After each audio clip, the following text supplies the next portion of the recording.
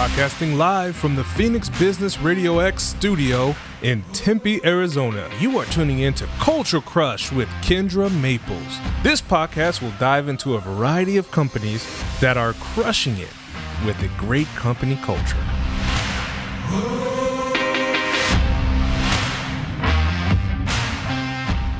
Welcome to another episode of the Culture Crush Business Podcast.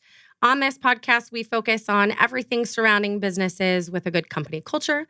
We deep dive with business leaders and company resources on how to help improve company culture, because really at the root, you are building thriving cultures by building thriving humans. We get to deep dive into that in particular today, which I am so thrilled for. Before I jump into introducing these two lovely gentlemen next to me, I want to thank our sponsor, Gateway Bank, a community bank in Arizona that specializes in serving small businesses across the valley and the country. We are so extremely thankful to have them as a sponsor, not only as a sponsor of a podcast, but really as a company that is leaning into all of this that we talk about and building a good culture internally with the team there as well. When you work with Gateway, you don't have to call a 1-800 number for support or submit your loan application and wait weeks and months to hear an answer. You get fast personal service from a team who knows you and cares about you. Whether you need a loan or banking services for your business, Gateway is there to help. Visit gcbaz.com/Culture Crush for details and a free consultation with Bank President James Christensen. Okay, now I get to introduce these two lovely humans that when I am talking with businesses and talking with companies about culture and improving culture, so many of the resources that are out there more recently have leaned in on the people side and the human side. And it truly is not about just building a good culture. Yeah, there's different areas that build into that, but you have to build thriving people and humans in order to build that culture. And I think the two of you are beautiful to speak on all of this and what you're both doing in that space. So I'm going to say who you are, and then I'll give you guys a moment to introduce yourselves. So on the right of me, I have Nathan Curry. Welcome. You are the owner of Freak Brothers Pizza and In Fruition. Okay, we're going to talk about those. To the left of me, Ryan Tomita, you have started Middle Finger Mantras, and we're going to talk about that in a moment too. So I'm going to start with you, Nathan. I want you to tell us about you, your businesses, both of your businesses, and just get us started. Don't feel like it has to be 30 seconds. We have time. Tell us about you. 30 seconds, ready, go. Yeah, I'm so glad to be here and share a little more about my businesses and what I've been doing. So I started my first business 10 years ago. That's Freak Brothers Pizza. Mm-hmm. We started off with a mobile wood-fired pizza oven on wheels. So basically set up a little tent and trailer at events. Yeah, just started cooking pizzas actually at my brother's trail running races. So my oldest brother, Jamel, is my business partner. He has a company called Air Viper Running. They're like the biggest trail running and ultramarathon organizer in Arizona. They're also in several other states now as well. So yeah, that's how we got our start. Started doing other events, food and art festivals, music festivals, private events. And then in 2018, we actually got into the Churchill, which is a really dope community space in downtown Phoenix. All the businesses inside of there are housed inside of shipping containers, which is a really unique concept with like a central courtyard that connects them all. So there's a few restaurants, retail shops, a couple of bars in there. And then my other business is called In Fruition, which is an organic acai bowl and smoothie shop. It's actually right next door to my pizza shop inside the Churchill. And one of my best friends started that in 2016. I was actually her business mentor, kind of informally, and helped her to grow her business a little bit, helped her to get into the Churchill, where she ran that business for 4 years with her mom inside the Churchill. When she decided to move across the country, I ended up buying her business with a business partner, taking that over, rebranding it, basically taking the amazing foundation of what she built and just taking it to the next level. So, we really care a lot about not only making great pizza, which we do make really good pizza. We use as much organic and natural ingredients as we can. We cater to all dietary lifestyles, vegan, gluten-free, dairy-free, et cetera. I myself am vegan and gluten-free, so I very much understand what it feels like to be left out when it comes to, dietary needs. And then the acai bowl business, we have the purest product in all of Phoenix. It's organic, it's vegan, it's gluten-free. We do everything the right way. It's just literally organic fruits and superfoods. There's no fillers, no added sugars, no ice, no anything. It's the real deal. So I'm hungry now. You mentioned something in there about, yes, you make pizza, but then there's the growth side and the people and all of that. So I do want to dive into that. I want to shift over here, Ryan, first to you. I want you to introduce yourself. Tell us a little about you, your journey, and what you're doing with Mantras right now. Yeah, I'm a 30-year-old that's just doing my best. If I were to take a step back, I guess maybe a year ago, I would say that I was a broken man trying to find fulfillment and wholeness in everything outside of me. Mm. And that's kind of where Middle Finger Mantras was born, is the desire to grow and to have brotherhood and support in that journey. Mm-hmm. And I'm still on that journey of going inward to find validation in my own self-worth and fulfillment. But I'm also doing it alongside a bunch of other men that are on the same journey, like Nathan himself. And so Middle Finger Mantras was really created out of the desire for me to have a community that I wasn't able to find. Mm-hmm. I myself have had my own battles with depression, thoughts of suicide, struggles with having friends that were supportive over the growth I was going through. And so this community, this organization was really birthed out of me at a low point in my life. And so it's been a fun ride. It's continuing to evolve, and Nathan's been a big part of it and the masculine and feminine conversations that we've been having. But yeah, that's a little bit about me, and just I'm trying to figure it out, and I'm giving myself grace along the way. And some days I feel like I have everything figured out, and other days I'm like, I have no idea what's going on, but that's what makes it fun. Yeah. You have days of each. I have hours of each. 1 hour, I'm like, yes, I got this. The next hour, I'm like, what just happened? But I love that you were able to create something that there was a need for you to find that connection and that community and that group.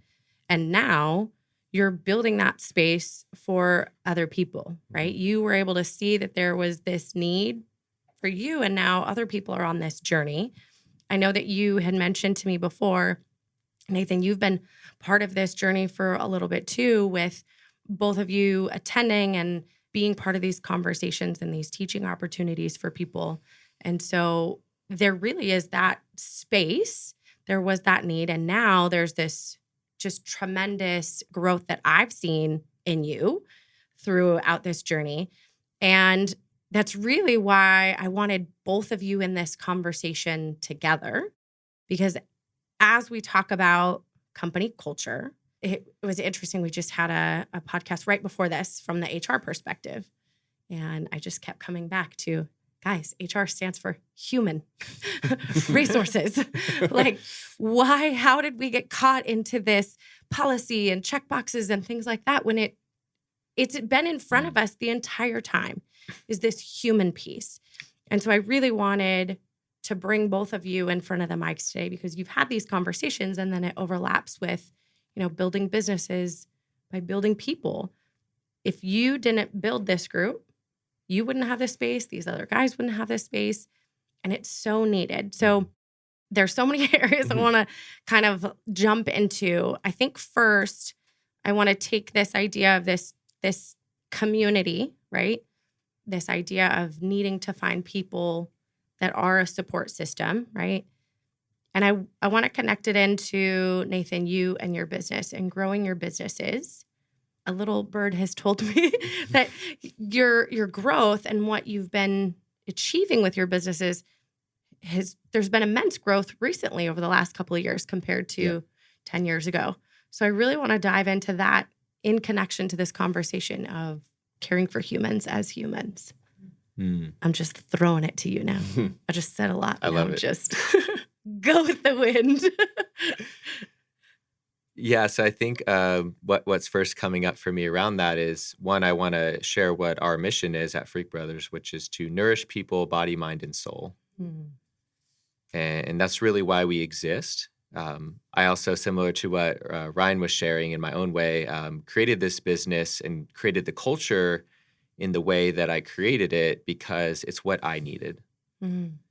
I worked for, some odd jobs, worked for some other people a few times early in my career, and I never really found a home there. Mm-hmm.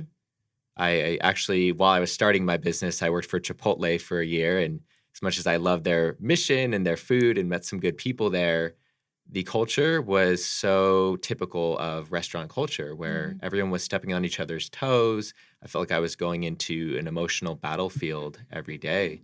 And I'm a very sensitive person. And so it was difficult for me to like even just get up in the morning and like put on my armor and try and go into work.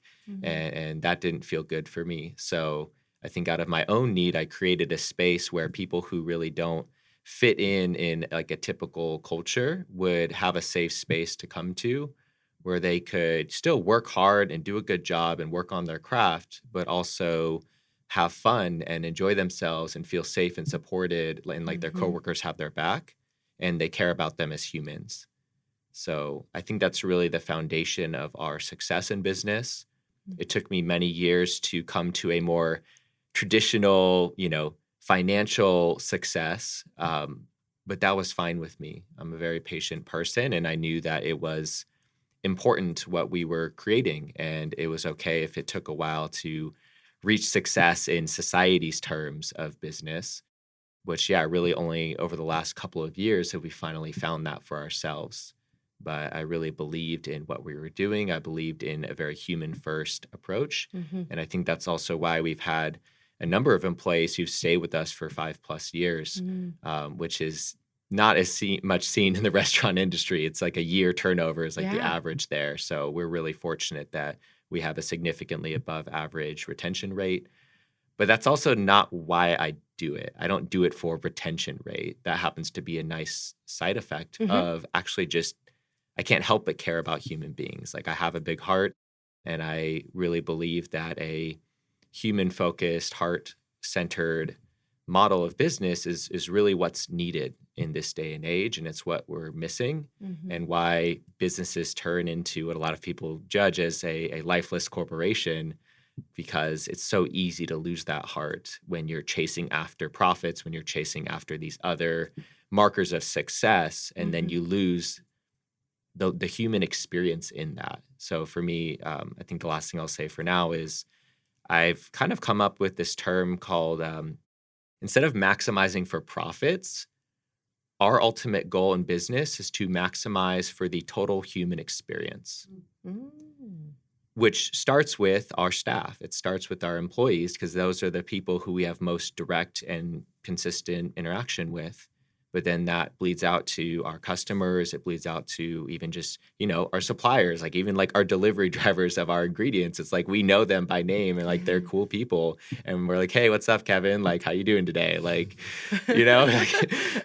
that's really just how we like to do business. We like building human connections, and we feel like it's worth investing into human connections more than usual. You're like speaking to my soul right now because you mention retention as a side effect.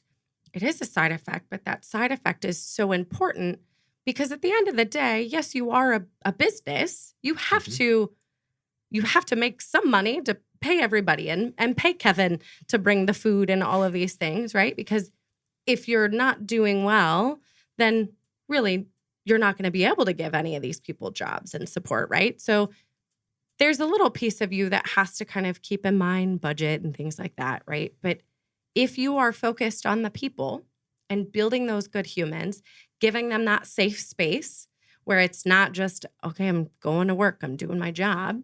You give them that space to feel comfortable, they get to be themselves, then retention is, yes, a side effect of that. Are there other side effects that you've seen as far as even recruitment? I'm like putting that in your brain now. I see that with a lot of these great companies, right? They tell their friends and then they're kind of your own little marketing committee. Like, are there any other side effects that you're seeing now that you've really focused on this human side, both from your staff internally and then the customers outward facing? Are there other ones that you're seeing as well in this process? Yeah, definitely. It's funny because I talk to other business owners here and there and even other restaurant owners. And one of the number one problems that a lot of restaurateurs have, their biggest frustration is like staffing. Mm-hmm. And for me, You're like, that's like one of my favorite things. Like the people in our business are one of the best things of our business. Like we don't really have staffing challenges, Mhm. even in these harder times that I hear from a lot of other restaurants. Like we don't experience the same way. mm-hmm. We actually have a much more stringent set of standards on the type of person we'll hire. You can't just be a badass in the kitchen. Mm-hmm. Like that's half of it, but the other half is who are you as a human being? What are you going to bring and contribute to our culture?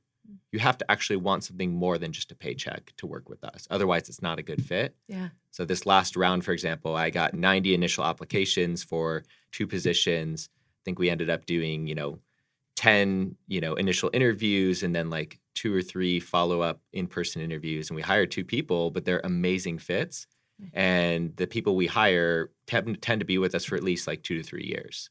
So, and the other thing is we don't have the kind of ongoing day-to-day issues that I hear a lot of other businesses have because we always put in the extra effort to try and go above and beyond to help out our employees to, do a little bit more to work with their schedules to help them do other things that they're interested in their lives. Like we'll make small sacrifices here and there in order to help them to, again, maximize their total human experience, which doesn't mean we're trying to extract as much as possible out of them in the business. We literally want them to have the best overall life that they can have. The fun thing is that the more that we do that, the more that they come through for us when we really need it, when we need that extra person to stay a little bit late, or it's like no problem. There's no worries. There's no issues. We've never had issues with theft. We've never had issues with like that a lot of other businesses deal with because we treat people well. We treat them in a very honest way.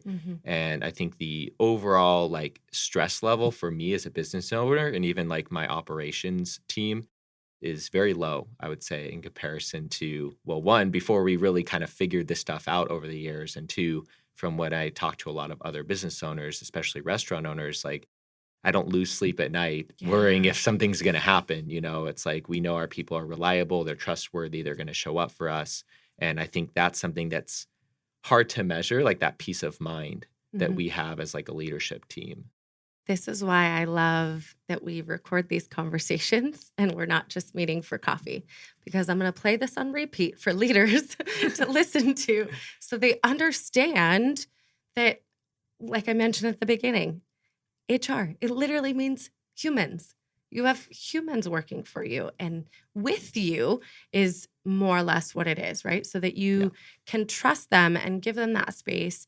And they can trust you that you're going to support them as well. And then, like you said, in those moments where maybe you do need to pull a little bit more from them, you can, because it really is everybody taking care of everybody. And so, Ryan, I want to loop you into this because with what you're doing with mantras and focusing on a safe space for men to be men and do men things. It's so important because it goes alongside with, Nathan, what you're saying and what you're doing with your staff is, yes, we know you're here, you're working, and also what's happening outside. What are you doing outside? How can you connect and support? How can you share resources? As you both are talking, and Ryan, you said it, you created this space as a start for you to have that community. And Nathan, you did the same thing. I'm sitting here and I'm like, oh shit, I did the same thing too. Right? Because there was a gap, there was a need. I filled this gap of needing to put these company culture resources into one space. And then very quickly realized, wow, these resources are not just for the companies to tap into, but they're for humans on their own to tap into. And so I've done so much work on myself in the last year. I mean, I'll say 6 months even. I've done, Karen, our producer and the owner of the studio, she knows, I've done more meditation and yoga and sound healing and these conversations that if you both came to me 2 years ago and we had this conversation, I'd have been like, huh, interesting. But now I'm like fully invested. And just like you guys, I realize now, wow, I've formed this space that I can tap into. So I say all of this because now I want to connect these pieces of the two of you. How did the two of you connect? And now how do you see with each other this overlap in spaces with the group that you are working on building, and then you as a business owner tapping into mantras as well? I want to hear about the connection with the two of you and how this is growing.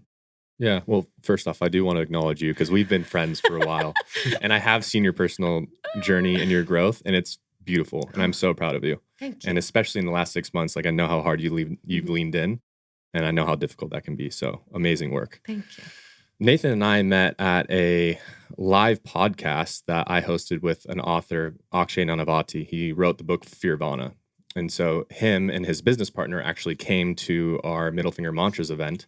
And Nathan shared about his business and the side effects and how he approaches it. What I hear a lot is it's relational, not transactional. And that's why there's certain issues that don't even have to be considered because of the way that he's approaching it and the fabric of what keeps everything together. And Middle Finger Mantras is very similar. One of our requirements is that you are open-minded, that you're a biological male, and that you have a desire to connect versus network. This is not a networking group. We're not coming here for transactions. We're coming here to find men who are on the same journey of growing and evolving in life and wanting to find men to do life with. And Nathan, I'm blessed with to have found a brother that I've grown, like we met probably in November of last year. Yeah, only like maybe 4 months ago. Yeah. And he's become like a ride or die. Yeah. And truly someone who has been such a guide in my own experience. You're talking about sound healing and some of the metaphysical practices that you've been leaning into. Nathan is ahead of me in many ways on his journey. And because of the depth of our connection and conversation, he's been able to help me along in some of the things, which has been a lot of the masculine and feminine, which we've been collaborating on because that's something that he's passionate about, that he brings into business and into his life. And Middle Finger Mantras has helped him with being able to find more balance in his masculine and feminine and internally as well, as much as it is for me, but in different ways. Like this is a choose your own adventure type of community. And so it's a place where men can go and find connection in a way that is not a zero-sum game. It's not competition, it's collaboration. His win is not my loss. This isn't of who is alpha. It's not are we allowed to cuss on here? Go for it. It's not a big dick swinging contest. Like it's not about like measuring each other, right? It's about us being the best version of ourselves. And it's not my job to tell Nathan what type of man he should be. It's his job to decide that, and then my job to support him in that journey, whatever that looks like. So Nathan, with you being in this, it almost sounds like it started as kind of a friendship and now it's like a collaboration. I know, and I want to hear about that. You guys just had an event recently and both of you were involved. And so how has that been with you kind of going almost like fast forward, right? 4 months, now besties, and now, ride or dies. Like, how does that look as far as for you being involved, having this community, and also how you're showing up back at work with the folks that you're a leader to there in that space? Yeah, it's interesting because I feel like most of the last decade, as I've been kind of growing my businesses, I've been very like feminine led in business, like the feminine energy, which is different than the typical model because we live in a hyper masculine society, especially like business is one of the most obvious areas that you can really notice that in, where there's this almost over focus on the results and the numbers and like the very tangible, you must hit this and quarter after quarter, like that's a very hyper masculine approach. Not that numbers aren't important, that goals aren't important. They are. It's not to denounce or minimize the importance of these masculine energetics in business. It's an acknowledgement that there is a lack of focus and meaning and importance put on the more feminine aspects of business, which in simplicity is, relationship, connection. And so I think that's really it's simple but profound to bring in a lot more focus onto the feminine aspects in business.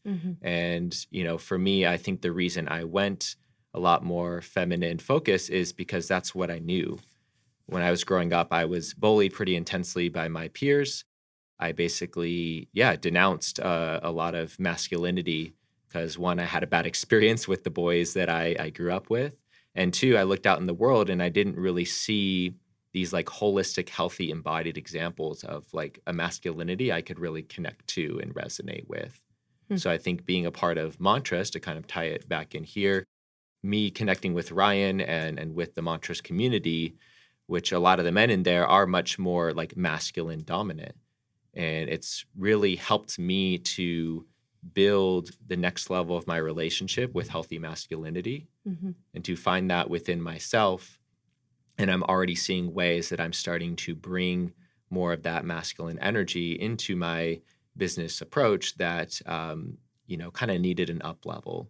It almost felt like I can get so in my feminine sometimes when it comes to things that I noticed the ways that me not setting stronger goals or having more of a masculine energy in my business approach was actually limiting the business's growth. And there was a greater level of service available to the people of my business and to the business itself. So I think our collaboration on the masculine feminine events has been helping both of us to come to deeper relationship with and understanding of both of those energies. And I'm more and more learning how to apply, like the ultimate goal is balance and harmony. It's not to overcorrect and be like, oh, like the feminine's great and the masculine sucks, right? That's like where, in the more traditional example, you become like a man hater, which is not the goal. Because ultimately, if women hate men, like women lose too. Yeah. And that sucks. So the goal is for both men and women to be happy, for the masculine and feminine to be honored, appreciated for their unique value that they both bring. That's beautiful. I want to step back a moment because I know through conversations what you are meaning and referring to when we're talking about masculine, feminine energy. It's different than, Ryan, like you said, to be part of Mantras, you have to be a biological male. That's one thing. Now what we're talking about is the energy side of things. Can you, either one of you, can you explain to us a little bit about this, what we're talking about when we're talking about masculine, feminine energy? Yeah, I'll lead it off and let Nathan kind of add some areas where I maybe need some more elaboration. But when Nathan's talking about bringing the masculine energy into business and that being one of the most prevalent areas where there is quote unquote toxic masculinity, masculine energy, and by the way, this is all stuff that Nathan helped me understand. So like I'm just bridging the gap between people who are just coming into this and people who are on Nathan's level. But the masculine energy could be expressed through conquer, achieve, end result or goal focused, force, control. And so those are energies that are brought into the business world, which is what leads into people only focusing on the bottom line. Nathan mentioned his goal is not to extract as much out of his employees. It is to support them and to nurture them and to have relationships with them. The traditional masculine way of business is, how can I pay you as little as possible and get as much value out of you as possible, right? And so his approach of approaching it with the feminine energy, which is to nurture and support and emotional and relational and caretaking, flow, rest and recovery. Yes, rest, recovery. All those things are feminine energies that allow for that human-to-human connection, for people to feel seen, heard, and understood and valued. And so that's why when he's talking about his experience in business with Freak Brothers, especially, like he was going against all conventional wisdom with business. And he's like, I don't care. This is like my truth and I know this will work. And it's just taken a little bit longer. And now that he's stepping more, not only professionally, but also personally, stepping more into his masculine energy and understanding how to apply the right energy in the right circumstances, he's starting to see massive growth in his business to the point where he's even looking at expanding into other locations. Right. And so it's not whether masculine or feminine is right or wrong. They both have their inherent beauty and their time and place. So the question is, when can we apply the right energy and to get the result that we are looking for? And Nathan's really helped me with that in my own life, because I was very toxic masculine for a long time. And I'm learning how to integrate the feminine energy into my life to allow for more balance and harmony But Nathan, is there anything else that you think we should add to help catch everyone else up online about what's going on with the energies? Yeah, I think I'll just bring in an analogy that I think could help further, land this, which is when you're looking at an elite athlete, for example.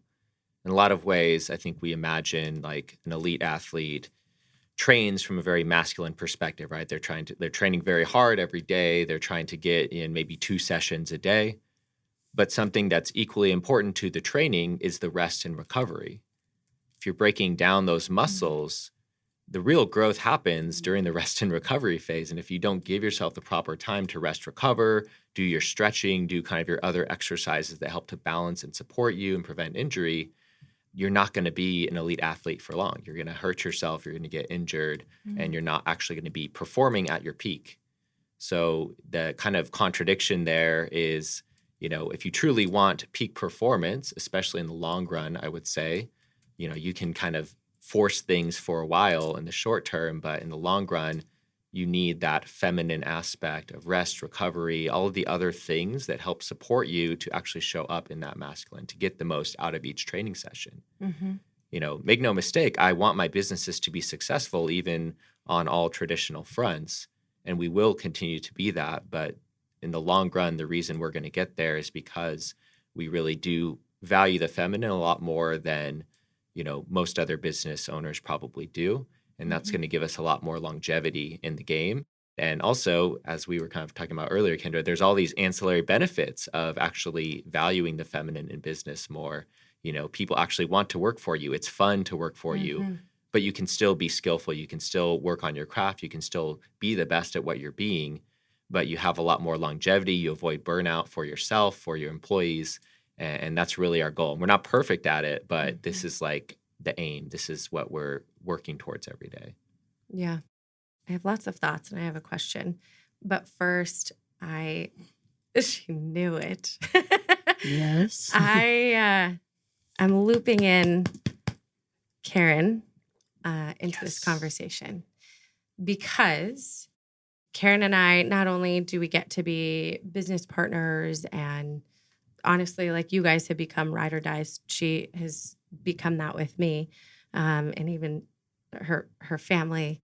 One of the things recently has been her and I are hyper focused, leaning into that masculine energy of like, we need to get shit done. Like, let's grow, let's collaborate, let's build. Like, we're at the pinnacle of like, things are happening.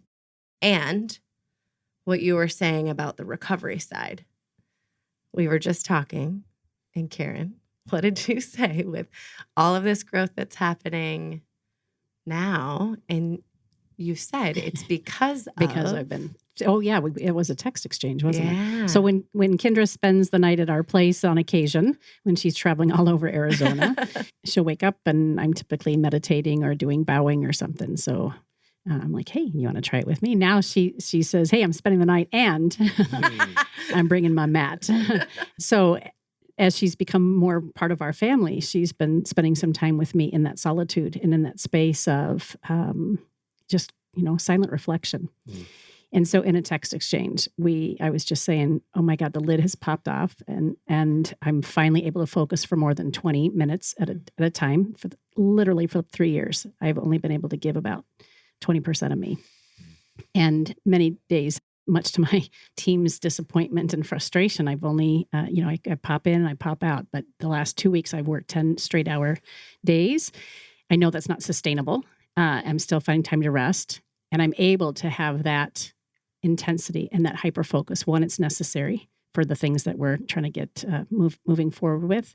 And it's only happening because of the amount of listening that I'm doing, the amount of retreat that I've given myself permission. And I've always been a believer of a great universe and a believer of abundance and prosperity.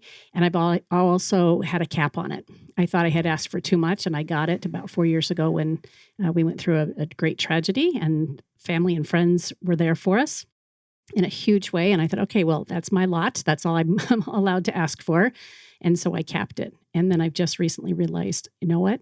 there's plenty to go around. And I just need to continue to listen, not necessarily ask for it, but just be in listening and then move in the direction that I need to go. So while you got your conversation as I'm listening and producing, part of it for me has been masculine and the feminine energy. I'm in this place now where it really doesn't have any labels anymore. It's very fluid. And I mean, I'm still very female, but I also show up very, masculine in a lot of aspects of business. I'm just listening to the energy and responding. So I don't know if that's where you wanted to go. And it was probably much longer winded than you had asked for, but there you go. That's what shows up as I'm listening to you guys chat. It's beautiful because it's another one of those examples of, Ryan, what you're saying. It's about the balance that you don't have to be on that toxic masculine side. You don't have to be in your feminine space all the time. How do you find that balance and tap into it when you need to and be in that feminine space when it's recharge, right? When it's meditating and yoga and bowing. I had no idea what bowing meant. And now I'm like, Karen, we're going to bow. and so what's that balance? And then I'm curious to get your thoughts on how this then connects back in the culture, leadership, HR space, because you see a lot of HR and folks in the people operations roles are women. So how do you see that connecting in this conversation of a lot of times it's the CEO is a male and I'm just putting some labels and categorizing people like I shouldn't. But this is what I've seen being in this space. There's a lot of times it's a male CEO, and then that people operations, that HR person is a female. And then they connect with that person, maybe more than the CEO sometimes. I'm curious your thoughts on how it kind of connects with all of this that we're talking about energy. Yeah, I have a lot to say on this topic, actually. Go for it. I'll first start by saying we do fit that mold, actually, me being a male CEO. And then Brianna is our HR person. She wears a couple of hats right now. But I would say I support her a lot in her HR role. So we've had some, over the recent years, different situations where we need to bring in HR. I want to also clarify the things that I talk about is kind of the ideal. But it's not to say that we're this perfect business, that everything is just rosy and nice all the time. No, absolutely not. We're human beings. Drama happens, things happen, people break rules, people do things that other people don't feel good about. That's just human nature. And we're looking to more and more create an environment where we minimize the amount of negative experiences that happen. We maximize the amount of time we can spend in that nice flow, harmonious state where everybody's getting along, everybody's doing well. One thing I want to say, too, to kind of add further to this masculine-feminine piece and apply it here is the masculine and feminine are meant to support each other.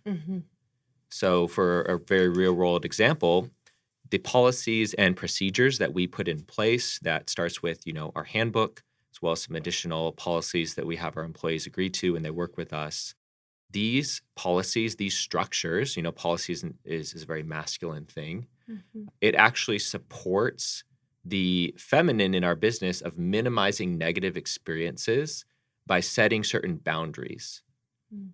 Because if you don't have any rules with the games that you're playing, you can do whatever you want. Well, if it's like basketball, for example, you can take the ball and just throw it at someone, like trip someone, without rules, the game's not fun, and if you have the right rules in place, not that our goal is to, our goal with our rules, and we tell this to our employees, is it's not to get someone in trouble. That's never our goal. We never want anyone to get in trouble. We never want to have to fire someone. I've unfortunately had to do that a few times, and I don't enjoy the process, and I would rather not. I'd rather people fit into the workspace we've created, step up to the plate, continue growing personally and professionally, and that's really our goal. But, we've learned over the years that setting certain policies, certain procedures, certain rules in place help to create a more fun experience for everybody involved. That's really the point. That's the purpose of our policies. That's the purpose of the rules we create, so that other people don't sour it for everybody else by doing things that ultimately aren't serving the team, ultimately aren't serving the space. So, that's really how our masculine, from an HR perspective, serves and supports our feminine in the business and really creates a better human experience for everyone. As you are building this better human experience for everyone. Ryan, you mentioned that you learned this from Nathan. Karen just mentioned she's been leaning into this, but without the terminology. And so now, is this a conversation that people are having?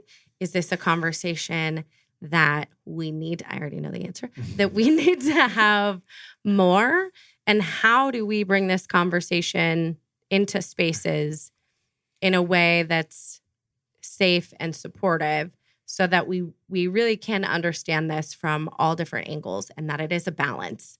In order to grow humans, there is this balance of when you lean into the masculine side, when you lean into that feminine side. But what does that look like as far as these conversations happening, not happening, needing to happen?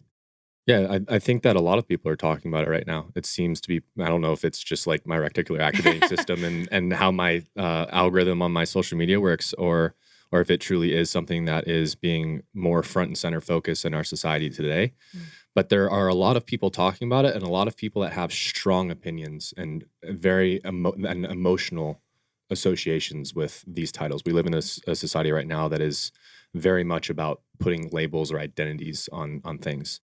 And so we're really approaching this from a standpoint of, let's acknowledge and take ownership over the results that we're getting in our lives. Mm-hmm. For me personally, the things, putting labels or putting a framework is really what we're doing with this masculine and feminine energy, to be able to understand and apply these energies into different areas of our life, whether it's business, whether it's romantic relationships, whether it's friendships, whether it's my own relationship with God. My big aha moment was when Nathan and I were talking about the masculine and feminine, and I go, dude, I'm part of the problem. Like I've much like Karen, I've always had a belief in a higher power, whether that's universe, source, God, call it whatever you may be. But I've really struggled with surrendering and accepting and trusting even God to work in my life. I'm like, dude, all I know how to do is force and control and understand. And so it really opened up my eyes to be like, okay, well, it's not, call it whatever you want. I don't really care. I just know that what I've been doing has gotten me 80% of the results, but in the other 20% of life, it's been a complete debilitator. So now let's talk about this as a group. And so we've created environments for specifically men, and then more recently with men and women to come together to really start to understand each other's perspective and do so in a way that has a lot of empathy and compassion, because we are all acknowledging that we're doing the best that we can. And we also acknowledge that there is more harmony and balance to be experienced. And so understanding the feminine or the female perspective on toxic masculinity. And a lot of women have identified and said like, hey, I've been toxic masculine as well. Like I've really struggled being a successful businesswoman who is single, and that they have been very much in their masculine. Are you talking to me right now? And so, I'll accept that. But it's something that a lot of us have experienced, like regardless of gender. And so we really have been focusing on helping other people throughout this journey, because as myself, someone who founded Middle Finger Mantras and is putting together a curriculum and environments and experiences for people to grow, I'm like, this is something that is so needed, and something that is needed to approach from a place of, let's find truth. Let's not judge. Let's not shame. Let's not guilt into what's been happening, but let's also understand like there is a better path forward. And it may look very uncomfortable for you, right? Finding stillness, finding acceptance, surrendering into certain things is very, very hard for a lot of people. Ask me how I know. Yeah. So, and that's kind of what we did on Friday. It was the 22nd, I believe, where we had a mixed gender, masculine, feminine conversation. Specifically, we marketed it around toxic masculinity because that's kind of the zinger word that gets people interested. But it was really, really cool to, as a group of people, take ownership over the way that we've been approaching life and the resistance that we felt, and how we can do so, or how we can lean more into balance and what that could look like. So, and with that conversation, that event that you had a panel of 3 men, 3 women. How was that conversation? Like, what were some of the other pieces as far as the exchange in feelings and viewpoints, and having it be really your first you did another mixed gender event, but this was Mhm. really your first mixed gender event for a panel and a conversation and sharing the information and all of this around balance and both energy. So how else, like what else kind of came out of that? I'm so excited that you had this. But tell me a little bit more about any of the other pieces and kind of the conversation and how people felt about it. Well, like I've mentioned before, Nathan was really like he was the anchor, or like who really held down the masculine panel, and he was, he was the main speaker on the masculine panel. So I'd be interested to hear, Nathan, like your thoughts on what else went down that evening. Yeah. I feel like I actually spoke the least though. Yeah, but everything that you said like landed so hard. It was so poignant. I loved it. And I also love that you were the main one holding down this masculine part of the panel. And yet, this whole conversation, you have talked to us about your feminine side. So I love that you were, perfect example, a balance of both of those. Yeah, I think my intention was, and actually one of the women who was on the panel came up to me afterwards and mentioned this. She's like, I feel like you were like really like the bridge between the sides. And that really I think is my deepest intention, is to be that bridge, to be that like living embodiment of that balance the best I can be, as, still an imperfect human being who's learning and growing every day. I think one thing that sticks out to me about that first mixed gender conversation was a lot of it was just around definitions. Like just getting on the same page with the language we're using and understanding what we mean with these basic terms. Like it was funny because, in one way, someone could have maybe judged that experience as like, oh, we didn't really go that deep per se. Like we didn't explore a bunch of different examples, a bunch of different topics. We kind of had a few questions, but we went really deep within each of those. And there was a lot of nuance there. So I think one of the things that I'm reminded of is we kind of live in this society where, as kind of Ryan was mentioning, where you can kind of get 80% of the way there by just using this one approach, whether it's more masculine or more feminine, but you miss out on that crucial last 20%. I think we live in a society where it's just, well, that's just how it is. That's just how business is. That's just how relationships are. You can't actually have a relationship that's totally fulfilling. Like maybe up to 80% could be good, but the other 20% is just going to suck. And I think that's just so sad that like we live in that mentality. And I think a lot of it has to do that we don't know how to speak this other language. Kind of the joke of like, men don't understand the language that women speak. Like, I think there's a lot of truth to that. Because it's literally a different language. It literally, you could try and articulate the best you can in a masculine way, but you're not even in the territory of actually creating understanding over here if what is actually needed is a more feminine approach. So I think that just became really apparent to me, that how much work it takes just to get 6 people on the same page. Yeah. Let alone a whole world full of people who don't understand each other. So I think it felt like a good first step to trying to start to build a common language, a common vocabulary, so we can understand what each other actually means and stop like misunderstanding and misinterpreting, and at the extremes, really judging and shaming and all of that towards each other. You know what's popping up in my head right now, just like as a visual, because once again, Nathan's kind of explained to me the difference between masculine and feminine approach to experiences. I think the reason why Nathan was the bridge is because he's very well balanced between the two.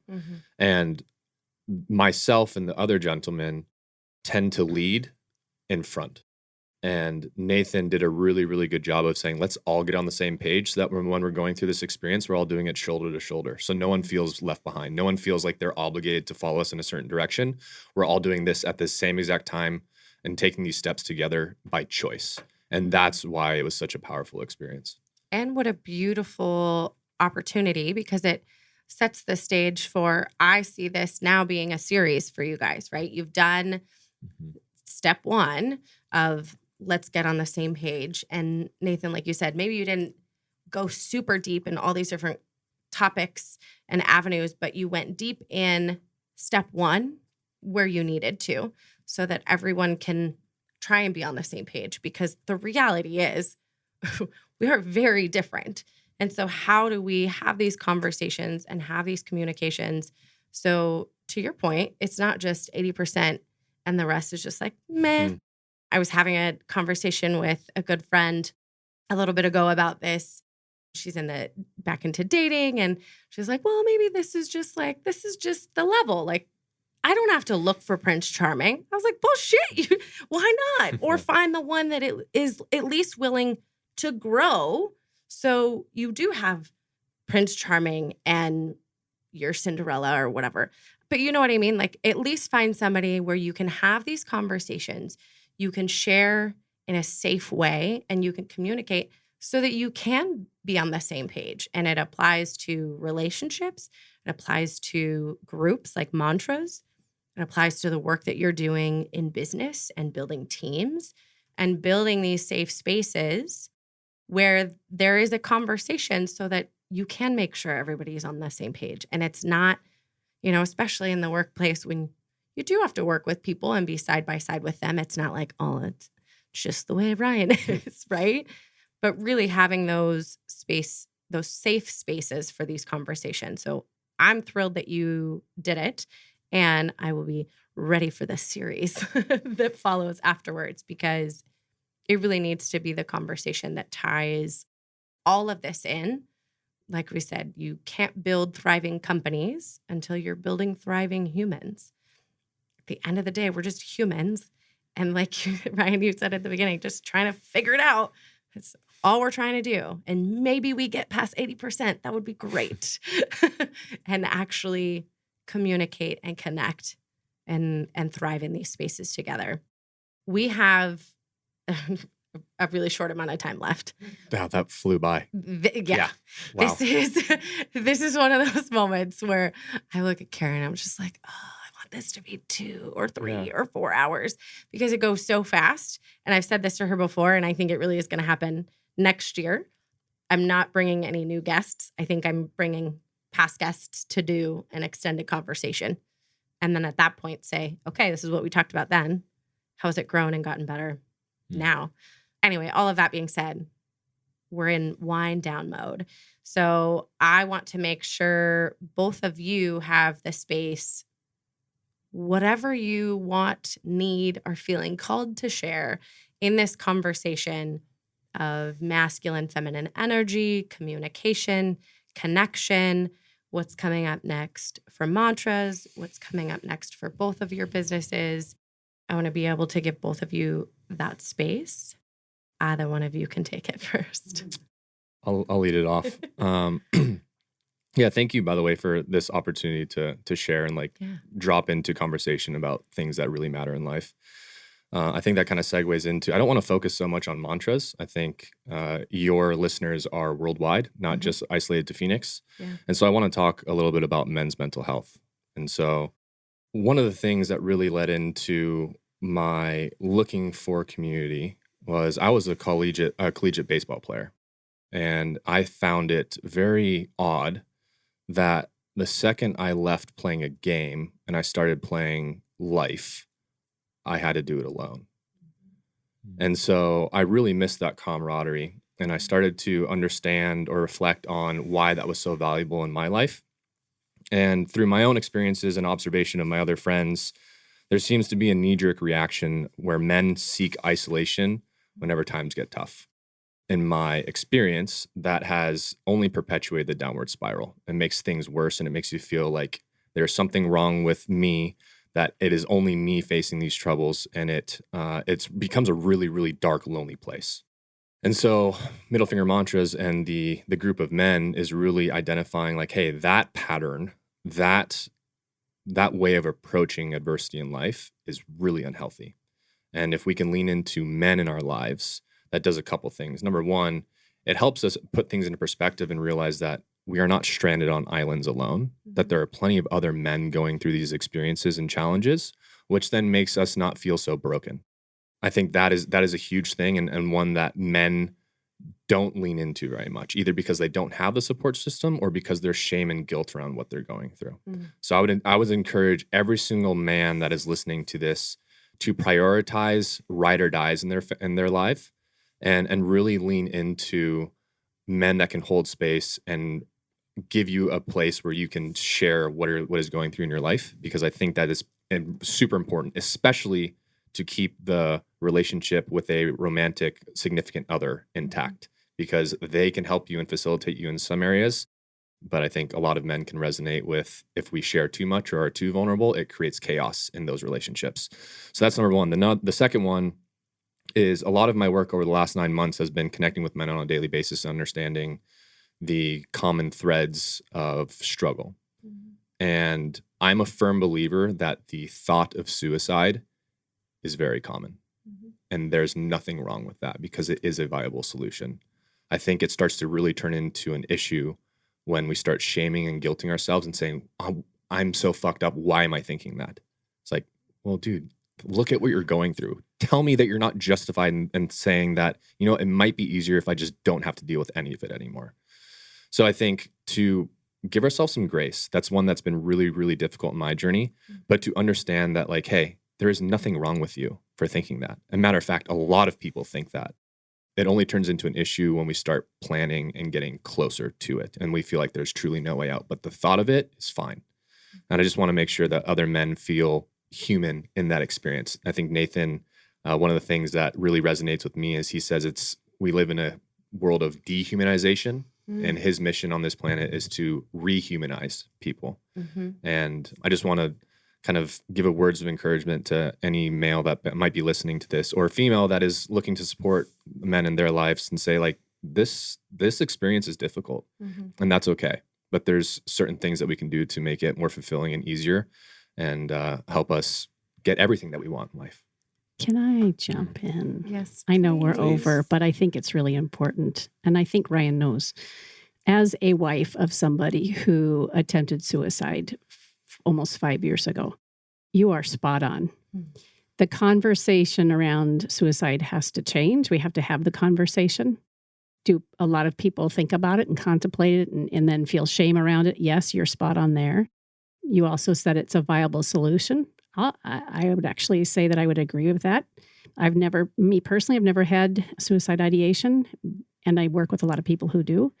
And I lost my husband to suicide. And had he had men like the two of you in his life, although he had really great friends, so I can't even say that. But for our listeners and viewers, have the conversation with somebody, a professional. There is no shame in feeling like you're less than, or that you don't have all the answers, or that you're somehow screwed up because you're thinking about checking out. We need you here. I needed my husband here. And the journey that I've been on for 5 years now, at the expense or as a casualty to that choice, has been nothing short of catastrophic. And so you're better here. We need you here. Thank you for your share, Karen. These conversations have to happen. And to your point of having the conversation with somebody first, and then if it's a professional, but finding that group that you can connect with, prioritizing those ride or dies that have your back in this. You said it in the very beginning. We're just trying to figure this shit out. Life is not very easy. Nobody was given a playbook. That's why when you were doing baseball, you have plays and you know what to do and you know how to tackle it. And then you step into the other space of life and there's no directions. So thank you for wrapping us up in that way. Nathan, I want you to be able to have the chance to add into this as we start to wind down a little bit. Yeah, I think the last thing I'll end on, I love asking the question, why? Why do I feel how I do? Why do I feel like I don't fit in? Why do I feel like there's got to be a different way to do this?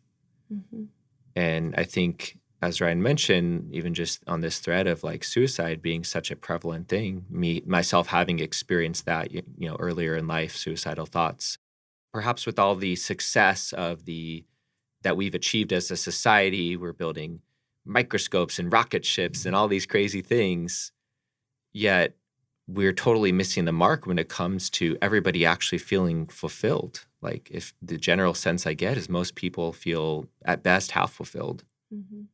So the thing I'll end with is, the thing I've been sitting with most in recent years is that there has to be a different way of living, of being, and to even boldly suggest that we're built for a different way of living, that we're actually out of harmony with our true nature and with our true potential. Mm-hmm. And I believe that's the journey of rediscovery that we're on, like as a collective, as a species, as a society. And that is why I do what I do. That is why I do business differently. That is why I do relationships differently. That's why I've gone on the deep spiritual path that I've gone on in this life, is to really take that question seriously of why are we doing these things? And what if there could be a different way of doing this? What if there's a better way? Mm-hmm. And let me see how far I can take this. And I'm so glad that this is the journey that you're on, because we need the two of you. And we need the two of you to continue teaching the rest of us how to find our way through this shit.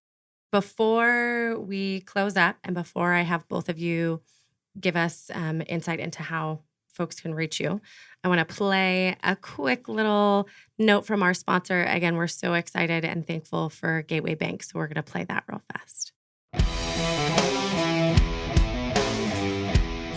Remember when your banker knew you and cared about you? This experience still exists at Gateway Bank, the only community bank in Mesa, Arizona, serving customers Valley and nationwide. With Gateway, you get the fast personal service of a small bank with the convenience, security, and stability of a large one. Whether you need a loan or banking services for your business, they're here for you. Visit gcbaz.com/culturecrush for details and a free consultation with Gateway President James Christensen. So as we wrap up, as folks are listening and they're like, I got to talk to these guys. Ryan, how can they reach you? Middle Finger Mantras is our Instagram handle, and my personal is ryan.tomita, Tomita. Perfect. Nathan, how can they reach you? At Freak Bros Pizza on Instagram, or at We Are in Fruition. Or my personal is at Nathan Curry, Coury on Instagram. Beautiful. Thank you to the two of you for being here today and truly adding into this conversation of, yes, we focus on company culture and building strong companies. And the only way to do that is if we are building strong humans. So thank you again for listening to another episode of the Culture Crush Business podcast. Culture Crush Business is your hub for company culture resources. With deep cultural insights and years of expertise, we evaluate your company's needs and connect you with the resources to cultivate a thriving culture. And two of the gentlemen today are perfect in examples of those resources. Thank you. Thank you for listening to another episode of Culture Crush, the only podcast out there that does a deep dive of companies that are crushing it with a great company culture. If you think your company has a strong culture that should be highlighted, please reach out to Kendra Maples on LinkedIn or email us at culturecrushpodcast@gmail.com.